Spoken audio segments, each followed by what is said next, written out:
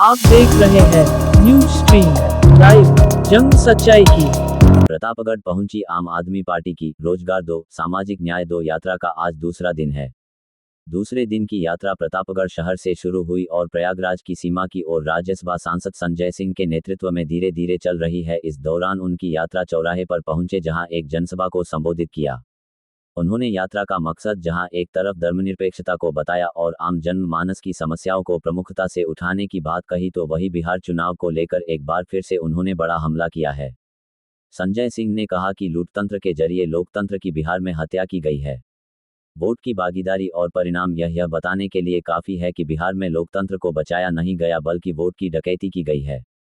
संजय सिंह लगातार भाजपा और चुनाव आयोग पर हमलावर रहे। उन्होंने कहा कि जनता सब कुछ जानती है।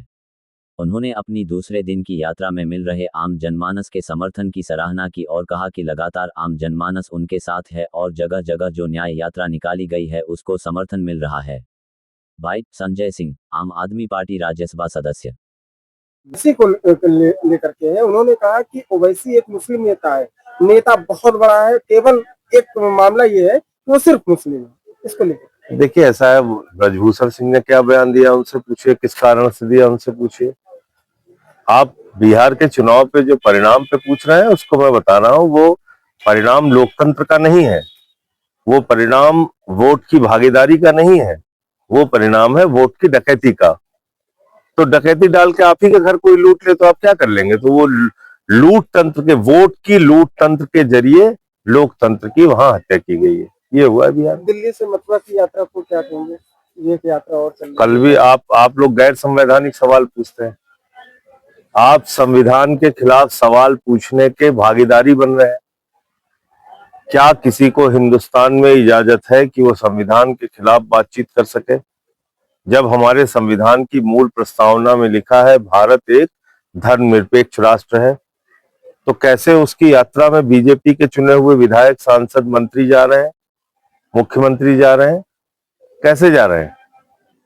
एक गैर संवैधानिक, कल को कोई कहेगा हमें सिख राष्ट्र दे दो, कोई कहेगा हमें तमिल राष्ट्र दे दो, कोई कहेगा हमें तेलंगाना राष्ट्र चाहिए, कोई कहेगा तेलुगु राष्ट्र चाहिए। हम कहेंगे हमको सुल्तानपुर एक राष्ट्र बना दीजिए, वहां का मैं राष्ट्रपति बन जाऊंगा।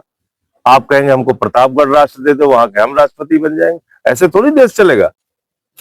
देश चलेगा संविधान से, और संविधान में लिखा है भारत एक सेकुलर राष्ट्र है। बात खत्म हो जाती है।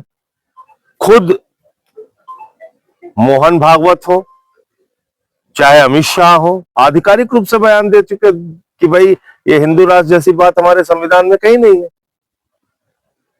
तो ये अनावश्यक देश का एक माहौल बिगाड़ने के लिए और दूसरे लोगों को प्रेरित करने के लिए ये काम कर रहे हैं। ये तो सही सही टुकड़े टुकड़े गैंग है।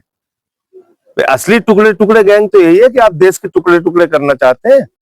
कल को तमिलनाडु से मांग उठेगी, फिर नागालैंड से मांग उठेगी, फिर आसाम से मांग उठेगी, फिर बंगाल वाले कहेंगे हमें बंगला राष्ट्र चाहिए। क्या करेंगे आप 2027 में? छोटी बड़ी खबर को पाने के लिए न्यूज स्ट्रीम यूपी चैनल को सब्सक्राइब करें ताकि लेटेस्ट अपडेट आप तक पहुंचती रहे।